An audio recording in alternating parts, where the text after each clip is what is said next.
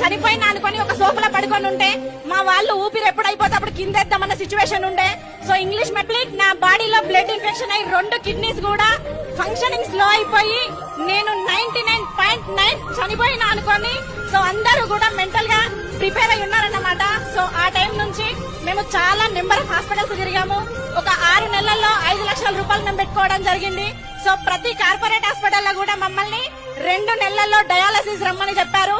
So మా sir కున్న nutrition food supplements knowledge ద్వారా మేము వెస్టేజ్ ఫుడ్ సప్లిమెంట్స్ ద్వారా నాలెడ్జ్ తీసుకొని మా దగ్గర ఉన్న అవగాహనతోని నేను జనవరి 2024 23వ తారీఖు రోజు నా బర్త్డే మా అప్లయన్స్ రూపంలో వెస్టేజ్ ప్లాట్ఫామ్ మా దగ్గరికి రావడం జరిగింది.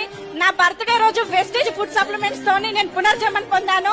బిఫోర్ వెస్టేజ్ నేను హాస్పిటల్లో 40 రకాల టాబ్లెట్స్ నేను వేసుకునేదండి. సో వెస్టేజ్ లకు రావడంతో 25 రకాల క్యాప్సిల్స్ నేను తీసుకున్నాను. సో 3 నెలలు జనవరి ఫిబ్రవరి మార్చ్ నేను వెస్టేజ్ ఫుడ్ సప్లిమెంట్స్ వాడడం స్టార్ట్ చేశాను.